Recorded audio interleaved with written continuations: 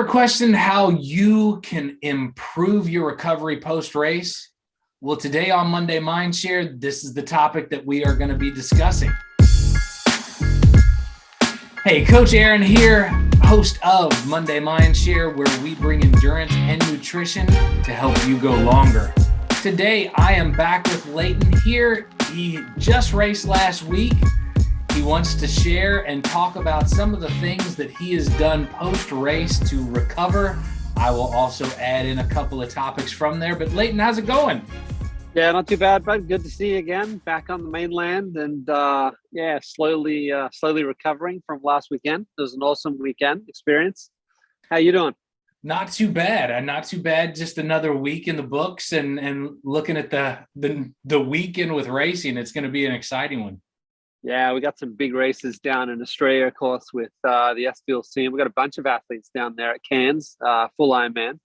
And then we got Hayden Wild over in the UK, literally the other side of the earth, at the Leeds WTC event. So yeah, there's some great racing going on, finally. It's super exciting and also gives us something to watch for sure. Yeah, no, absolutely. Keeps us all motivated. Yeah. If racing itself wasn't motivating enough, you can sit back and watch others do it. Well, we can't sign up for them all, so every now and then we have to rely on other people to bring some interest to us, right? Yeah, no, for sure. Well, it's good to not have the duck photo bombing this week, so we're back to normal back there. Yeah. I could have my dog walk in anytime, so apologies if that's what happens. But I might have three ducks. bark at any time, so I'm right there with you. Well, yeah, no, it was an awesome weekend last weekend. The weather was kind to us in Kona, which, as I think everyone knows, is not always the case. We had maybe it was 20-mile-an-hour gusts at times up in Harvey. We had a little light rain shower as we kind of went through the turnaround at about 45K. And the temperature, as you kind of ascend into Harvey, it kind of cools off a bit compared to when you're down on the lava fields. So that was nice. But yeah, certainly as you descend and come off Harvey and you're coming back into that, you feel the heat just starting to creep up on you there. And I had a good race overall. Placed eighth in my age group. Probably overcooked the ride. Got a little bit. Maybe the caffeine was just a little too good to me, and I was feeling too good. And I went through Harvey, which is it's about 47K. I think the turnaround in about 1:25, and I came back in an hour 10. But probably at about 7K left to go on the ride, I just got my aid stations and fluid consumption out of whack. So I was out of water at about 7K to go on the ride. I think I probably come off the bike a little dehydrated. I stood up for the first time in the ride at about 70K, and my quads were really fairly average shape. So, I took some more electrolytes and things. I got off the bike. The first 2K of the run was really fairly average, to say the least. It was like an old man walking. I wasn't walking, but it must have looked like that. But anyway, I got the run done, probably 10 minutes slower than what I intended to do. I think I did 1:55 on the run. I should have been 1:45. But what was fascinating was that for my age group, which, just to be fully transparent, 50 to 54, there was the top 8 athletes were within 5 minutes. So, if I had done a normal run time, I would have been top of this podium. But clearly everyone was feeling the heat of the run. It was just sucking it out of people. So great race, but the scenery is something else. The experience is, going through those lava fields. I think there is truly something that probably takes fluids and takes something away from you that you really only realize later in the race what's happened. I went through I had 3 serves of Race Plus in my front hydration system. I had another 3 in a concentrate down on the down tube of the bike. And then I had 1 Race Bullet with 2 serve Race Plus gel in it. And I had some electrolyte capsules on the bike. And then on the run, I had 3 bullets, each with 2 serves in it. So 6 in all. I think I probably got through 5 to 5.5 of those. And that was it. And yeah, like really worked well for me. There's nothing like tucking into a bit of hot gel in the run when the gel's been sitting under the Hawaiian sun for 5 hours. That hot gel is something else. But anyway, it was an awesome day. Do you feel like, especially at the timing of the rain, going back in to a little bit hotter conditions, do you feel like that might have sucked a little bit more out of you on the bike as well? Yeah, I think you're like, look, you know, the nature of the elevation for the half Ironman there is that it's more uphill on the way out, and then coming back, it's obviously the reverse of that. So I think, you know, you're still somewhat fresh. There's no question that the effect of caffeine and just the atmosphere of the race and everything, you're all cylinders, right? And then as it cools coming into Harvey, you only kind of feel better. And so you turn around there and then it's downhill. So now it's kind of free speed, as you usually put it. But then, you know, come 2.5 hours into the race, you know, things start catching up with you and the heat comes at you. And I feel that things start to play out. So yeah, probably a bit of that, I think, Aaron. So you talked about the 3 serves on front, 3 serves concentrated. Where on that did you have the additional caffeine in the reserve bottle, in the concentrated bottle? Yeah, this race I had the 1 hour before, and then I had 1 in the front and I had 1 in the concentrate, and then I actually had another 1 in my run bullets. Okay. So I actually had 4 altogether for the whole day, which is probably 1 more than I usually have, but I'm kind of glad I had it there in the end. But yeah, I you know, usually I would talk to having, if you will, like for me, 3 serves is what I need for my body weight. I would usually have the 1 prior and the 2 in the front and try to digest the 2 early on in the race. I actually spread these out this time just to kind of experiment. It worked well for me. It seemed to work pretty well. So something to write in the diary and the post-race notes, so you can go back to that and kind of operate in the future off of that principle. Yeah, on last year's 70.3, I only used 2 serves in the front and 2 serves in the back, and I felt like I should have had more, and I did this time, and I had a strong bike. I think, honestly, just reflecting, I had a big, 4 to 5 weeks of work outside of training prior to the race. And I think I had some flying twice around the country that disrupted some of that build. And I think where it impacted me the most is I didn't get some of those longer brick sessions in, which I think is just really important for you to be able to come off the bike and just get into a cadence and a gait, a strong gait quickly off the bike. It took me 3 kilometers before I was in the typical kilometers, miles per hour that I would typically run at. So yeah, I know, it's just everyone's got other lives outside of training, thank goodness. And for me, I think I just probably missed some of those really important longer brick sessions, which, yeah, good learning for me. Well, and I would also probably say in our time in St. George for that week, you were off the bike completely. So, I mean, long days from a work standpoint, and on top of that, being away from one of the principals completely, and probably also didn't get as much swimming as we thought we were going to as well. Yeah. So, no, you're right. And not to mention, and you know this, right? 3 weeks before the race, my bike went into service and it was found to have a crack in it, and I had to get a new bike. So I had all of 3 outside races, meaning off Zwift. 3 outside rides on my new bike before the race, and one of those 3 rides was the ride from the car park to the transition.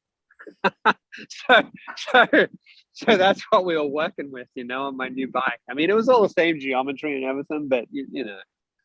So maybe this is the time where we should say, if in our viewership, if we have any bike groups that want to reach out to us, we're more than happy to have a conversation. So anyway, I got to work out what to do with my frame now, whether I put it on the wall as just like a, furniture piece, or I send it back to the manufacturer to get fixed or whatever. But anyway, but yeah, we were going to talk about recovery, right? Absolutely. Let's dive into the actual topic that we started off with. And I am just going to give my thought. Recovery starts from the time that you really start to cross the finish line. And even some people, depending on when the next race is, I might even start to argue that your recovery actually starts in like the last 2 kilometers of the run in certain aspects. So in this particular process, what do you implement from that time that you start to look at that recovery clock starting? Yeah, and I mean, just to put a emphasis on, this is not just recovery in the spirit of, hey, there's another race out there. We've all got lives and day jobs, and most of us probably have families that we're responsible for. And these endeavors of endurance racing are really taxing on the body, and taxing in many aspects: hormonal, mental, obviously muscular, cardiovascular. And I think we sometimes take for granted just the tax that these things have on us. So I've got this wrong a number of times, like really wrong. And for me, the way that materializes, I learned the hard way. Usually about 4 weeks after a race, I'll get neck and back seizing. By seizing, meaning like it locks up and I'll have to go to 2 or 3 chiropractic treatments to kind of sort it out.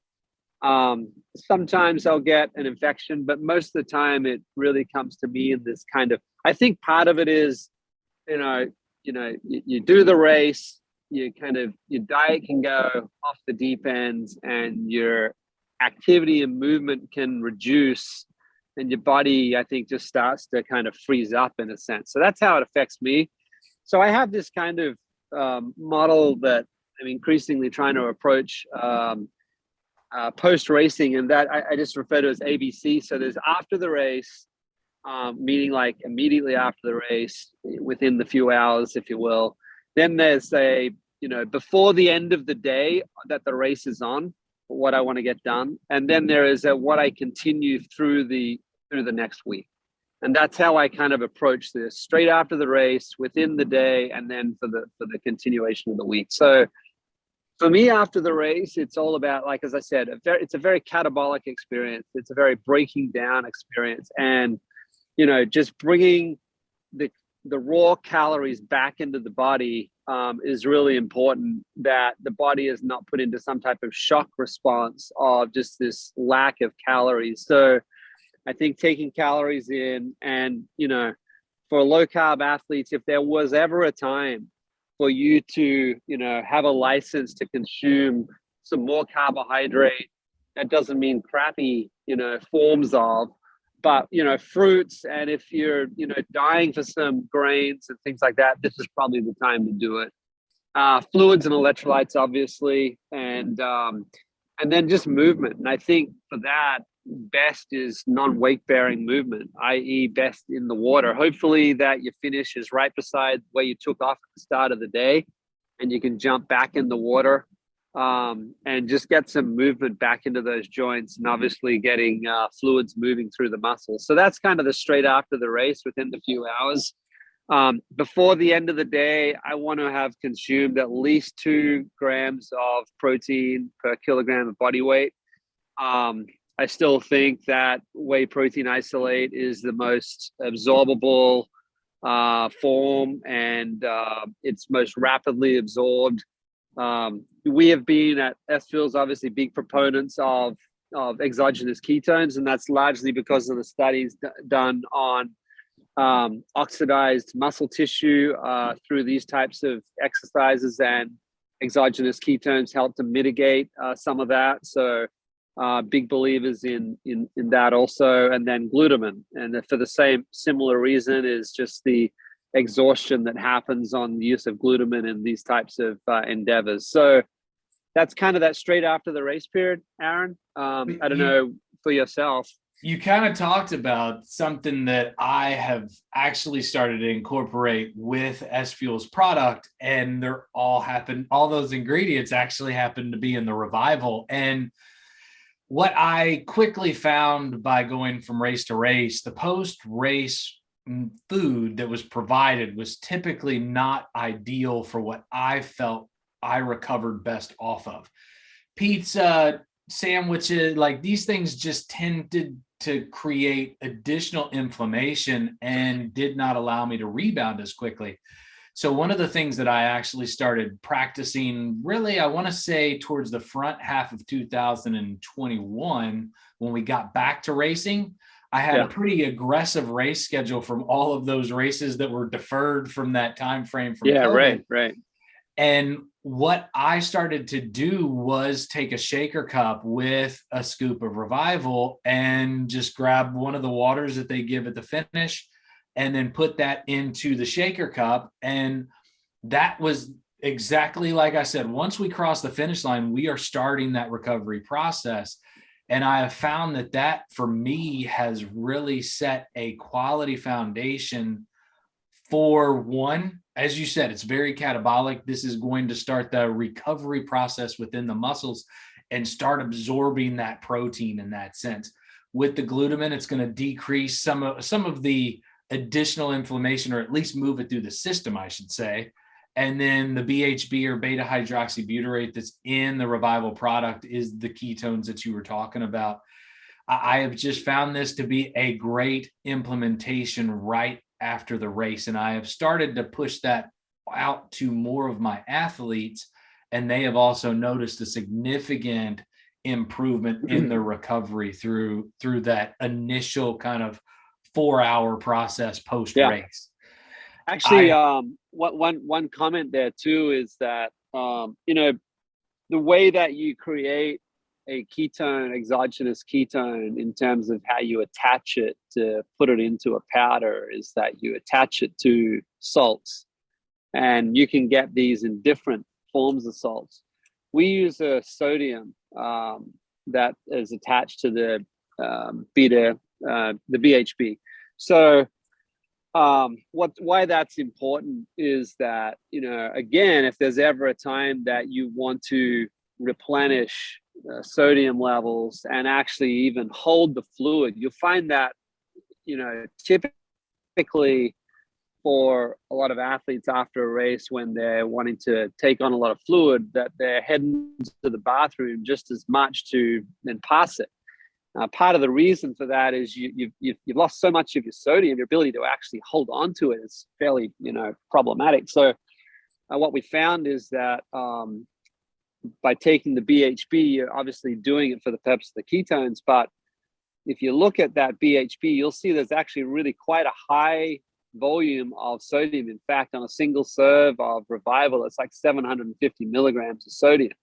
And that's because that's what's attached to the BHB. So the good news about that is it's going to help hold those fluids as you begin to rehydrate post-race. So, last weekend, Ryan and I took, I think, 2 or 3 doses each post-race. So it's a fair lot of sodium, but don't be confused at how much you've lost. Right. Absolutely. Is all part of the recovery process that people probably do not necessarily put as large of a focus on.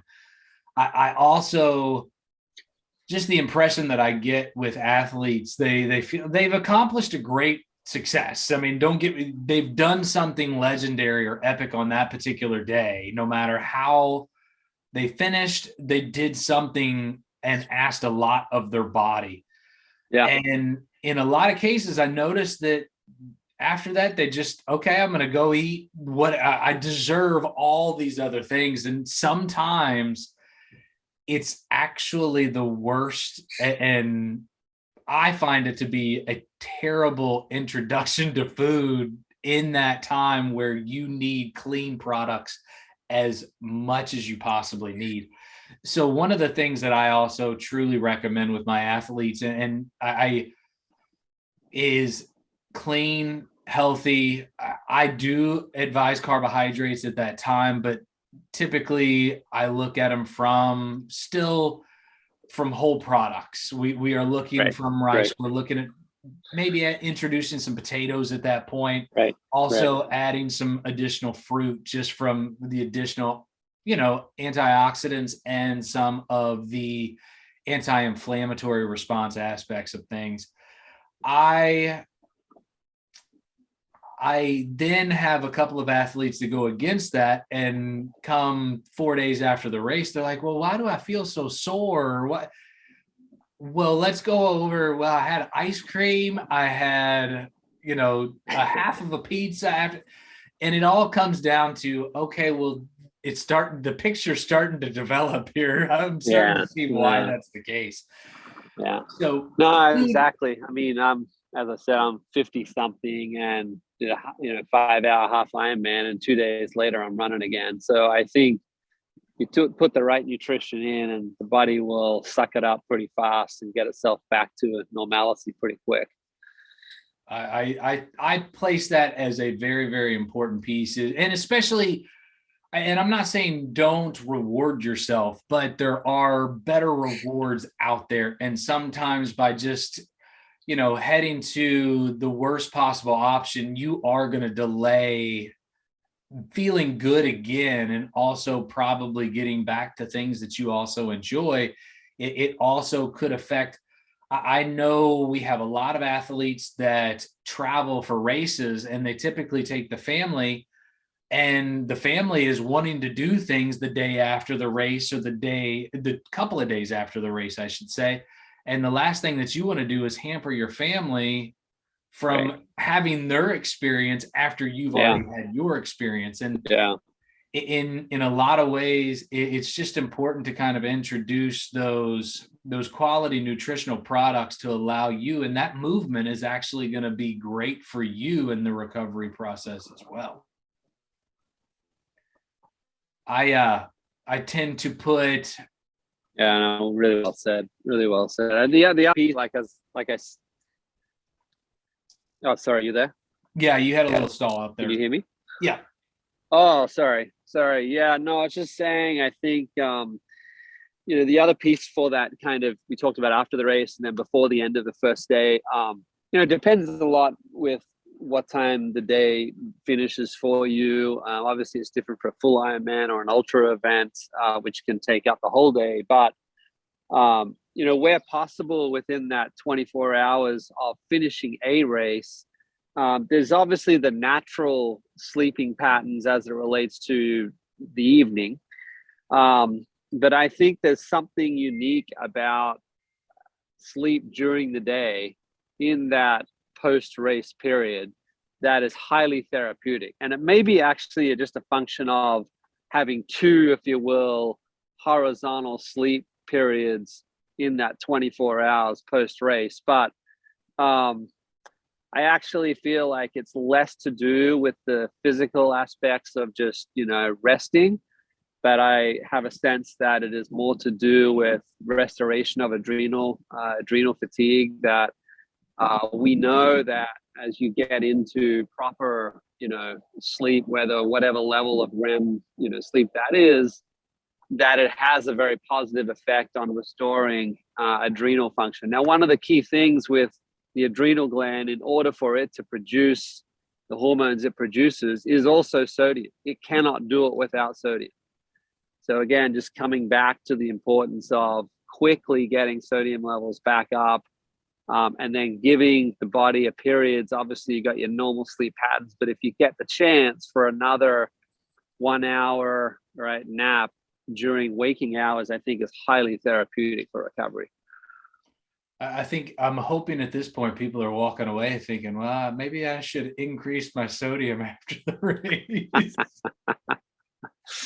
Seems to be a normal or a normal topic that we've addressed a couple of times. And I agree with your thoughts there on sleep. And one of the things that I have, if you have the ability, I've noticed just for myself that introducing a little bit of cold therapy about 4 hours or typically 4 to 8 hours after the race does have a very, very positive benefit for me. And we can debate all of the research on just cold therapy on injuries and that type of, but I do feel like implementing a cold dip, if you have that exposure, there also is some release of hormones and other things that are going to be very beneficial for the recovery process. So what would you do in the hotel? You would just dump a bunch of ice in the water or something like that? Or well, the good thing about a hotel is you got those ice machines typically on each floor, and it would take a couple of trips, but you just monopolize it for an hour or something. Liquidate it all out and then dump that into the tub and start to turn on the cold water and just allow that to kind of simmer a little bit and dive on in. I try to at least get the core submerged in that I was going to ask you about that, on like what's under the water, just your legs, or you want to try to get under the heart? I know the Japanese talk about with hot tubs that you have to get the heart underneath the surface of the water. It's a Japanese approach to hot baths. What's the approach on cold therapy? I look at it from a very similar. Typically, our core body temperature is going to carry most of the heat in our body, and what we're trying to do in that sense is bring that down. So really submerging as much of the torso that you can is going to provide the biggest benefits. You can also do some submerging of the head, but of course we got to get some oxygen in. So getting out of the water every now and then is going to be an important piece. But really the things that carry the most heat in the body are the torso and then the head. So getting those to really reduce their temperature is going to be an important part of that submersion aspect. Yeah, so maybe just then thinking about, like I was saying earlier, for me, it's about then what continues for the rest of the week. You know, I think in the absence of doing the first two pieces that we've just been talking about, it's hard to do the third, and that is to get back to movement. I think if you avoid the first two, to your point, you end up with these kind of, you know, delayed onset soreness situations, and then your appetite to obviously get moving again is kind of a little tempered. So, but if you do the first two pieces well that we've been talking about, I think the therapeutic effect of, you know, really keep starting to get back into movement, you know, swimming and get on the bike, even if it's a stationary bike or some slow jogging, it just does a ton to help just move the fluids, I think. I could not agree with that more. I try to get my athletes at least in the water the day after. Sometimes we travel, we have all these things going on, life gets into the way, but I would place this as one of the more important things that you're going to do in your recovery is I really like the swim aspect because it's very, very low stress. You're not putting your body under that gravity and the forces that go along with that. And you're really moving all of your body in the swim, except for probably your head, which we don't want to move too much of, but we're going to get the upper body movement. So we're going to engage some of the lats. We're going to engage the legs as we kick. All of these things got really, really cooked up over the event that we worked on the day before. I find that getting in the water is just a huge, huge benefit for individuals to push past that soreness, that delayed onset muscle soreness or DOMS. And it also just kind of gets them back into the routine, which as type A personalities and athletes, we all traditionally like our structure. And I feel Yeah. that just kind of leads into some structure after the race, like you talked about. Yeah, and then the last thing for me, very sensitive to and a strong advocate for, and that is that this is not the week to try to lose weight. This is the week to restore caloric normalcy, if you will. You probably were going into the race, right, with trying to get to race weight, so you were probably somewhat a little restricted there. So this is about recovery. So I always try to say to athletes, and I've done it myself, is be a bit more, have a bit more liberty on the week after the race with respect to calories.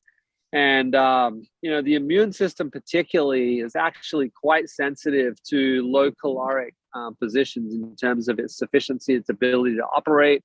So, if you look at the research, you will see that there is consistently a lot of particularly upper respiratory tract infections that happen within 2 weeks of these types of races.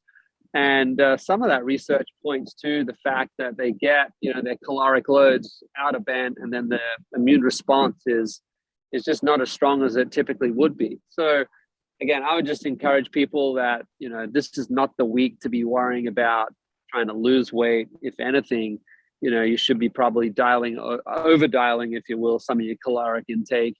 Again, still quality food, but, have a bit more liberal servings to get back to normalcy. And typically about the 4-day mark after the race is if I'm going to have kind of that celebratory meal or anything like that, that's traditionally where I have stuck it, because I've gone through that initial inflammatory response. And I find that if you want to reward yourself from a nutritional standpoint, kind of that 4th day is what I find to be kind of a good spot to add that in if you're going to do it, rather than doing it the first 4 days. Have super clean the first 4 days, and then after that point is when that, whether it just be one additional serving or something that I typically have removed off of the diet entirely from That's going burger day or carb. pizza day or whatever. Exactly. Yeah. Right. Cool. So That's good. that's kind of what I have found to be successful for myself, and I make that recommendation to my athletes as well, and especially the elite group that I have, who typically has a more healthy race schedule, and it is about results more than just completing the race or beating their personal best. These individuals, I kind of push the same direction because it's their livelihood. They are a matter of putting out their best races every time that they step to the finish line. And if we step off in that initial stage, it really can hamper their next race result. Like you said earlier on, you really notice it maybe 4 weeks down the road if you've made some missteps. Typically, they're back onto the starting line within that timeline, so we can't have them making those missteps. So that's very, very critical in that early stages in that week after. Yeah, and then the only final comment I would have is, just a few things I think we want to just be careful of how much we take, if anything, actually, in those 3 to 4 days after the race. And the one compound I would be very cautious of is caffeine. And I know we're a advocate for that pre-race and during the race in respect to upregulating both fat oxidation and cognitive functions, etc. But caffeine plays out also on the adrenal gland. The adrenal gland obviously took a beating in the race, right? In the spirit of recovery, I think trying to stimulate again the adrenal gland through stimulants, whether that's caffeine or other means, probably not the best time to do it. It's just give the hormonal system 2 or 3 days, 4 days to kind of just get back to its breathing again normally. It's had the nutrition over those first 3 or 4 days, and then reintroduce, whether that's your coffees or teas or what have you that you're having with caffeine. It's just an important gland as it relates to just energy levels. And I think if you just keep stimulating it like anything else in the body, you will exhaust it. And I think you just need to give it a break after these races.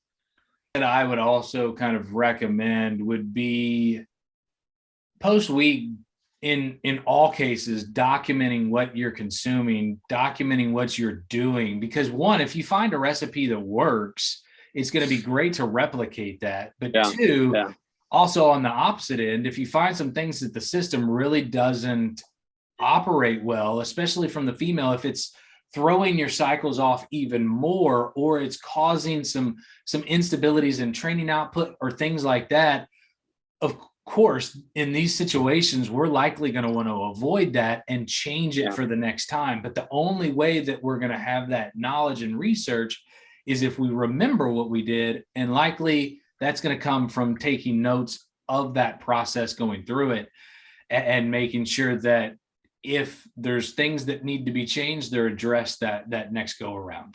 And I think for both male and female, right, using this is where HRV data can furthermore help whether the time's right to return to training and what type of training. I think again, where the woman is at in their period in the cycle can have a lot of bearing, of course, on just their readiness for returning to training. And frankly, for men too, I think there's a tendency to, maybe return too hard, too quick. And it's the HRV data is just going to help you understand a little more of kind of what's appropriate when. Well, and I that is a common theme of a lot of the conversations that I have is HRV. It's a common theme on Monday Mindshare. So hopefully between the sodium and the heart rate variability, individuals walk away. And heart rate variability is something that I would recommend every person, not just every athlete, to manage and monitor on a regular basis, because it really gives you a lot of insight and something that you go through on a day-to-day basis and guess. So I find you reiterating that, I couldn't reiterate it more just because it's a great point. Well, good to talk to you about, and hopefully that was interesting to our subscribers, and we'll catch up soon for the next topic.